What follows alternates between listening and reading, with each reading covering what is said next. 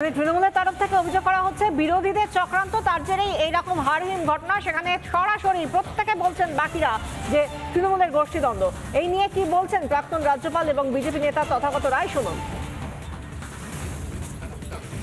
যদুবংশের মতো কেস, যদুবংশের নিজেদের মধ্যে মারামারি করে করে ধ্বংস হয়ে গেছিল, তৃণমূলও সম্ভবত তাই হবে। এ তো নতুন কিছু না। এর আগে আমরা বকটুইতে দেখেছিলাম যে জিনিসটা 9 জন লোক তাদের ঘরে আগুন দিয়ে মেরে ফেলা হলো। যারা মেরেছে তারা তৃণমূল, যারা মরেছে তারাও তৃণমূল। নতুন আর কি আছে, তৃণমূলের এটাই স্বভাব।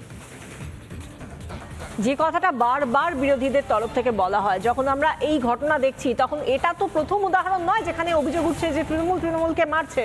তৃণমূলের গোষ্ঠীদ্বন্দ্বের জেরে তৃণমূলের কর্মী থেকে শুরু করে অঞ্চল সভাপতি তাদেরকে গুলিবিদ্ধ হতে হচ্ছে, এমনকি কর্মীর মৃত্যু পর্যন্ত হচ্ছে, খুন হচ্ছে। আমরা এই ঘটনার ঠিক 12 দিন আগে দেখেছিলাম দুলাল সরকার খুনের ঘটনা, সেখানেও তৃণমূল ভার্সেস তৃণমূল। আজ যখন এই ঘটনা ঘটেছে তারপর আমরা কথা বলেছিলাম চৈতালি সরকার নিহত দুলাল সরকারের স্ত্রীর সঙ্গে। তিনি কি বললেন শুনুন।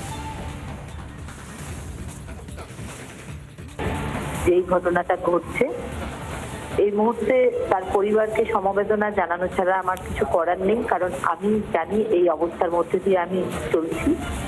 তো তার পরিবার যেন এই বিরাট সংকট থেকে নিজেদেরকে রক্ষা করতে পারে, আমি এটুকুই বলবো। দেখুন, এটা যারা করেছে তারা সুস্থ মস্তিষ্কের মানুষ নয়, কারণ তাদের মধ্যে এত বেশি পাশবিকতা এবং সংকীর্ণ মানসিকতা, যারা ভাবছে কাউকে মেরে দিলেই তারা সবকিছু পেয়ে যাবে, সেই মানসিকতা থেকে এই জিনিসগুলো করছে। আমার মনে হয় তাদের মানসিক অবস্থার পরিবর্তন হওয়া দরকার এবং পুলিশ প্রশাসন যা ঘটেছে সেটা নিশ্চয়ই নজর রেখে আগামী দিনে যেন না ঘটে সেটা নিশ্চয়ই চেষ্টা করবে। স্থানীয় বিজেপি ও কংগ্রেস নেতৃত্ব এই নিয়ে কি বলছেন শুনুন।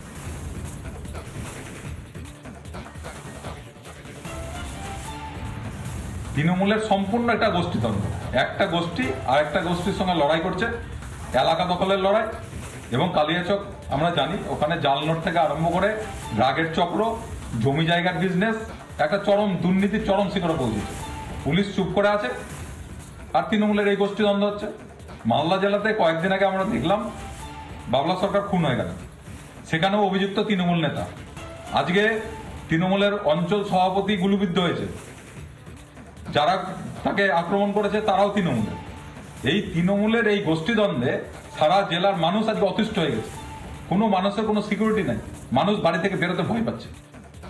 কিভাবে আপনার জনপ্রিয় নেতাকে প্রকাশ্যে দিবালোকে গুলি করে মারল? আজকে এই কালিয়াচকের ঘটনাও প্রমাণ করে আপনাদের দলে সমস্ত দুষ্কৃতির বসবাস। আজকে যারা কংগ্রেস করতো তারা কংগ্রেসে এসে কোনোদিন এই কালচার করতো না, আজকে তৃণমূলে গিয়ে কেন তারা এই কালচারের সঙ্গে যুক্ত হলো?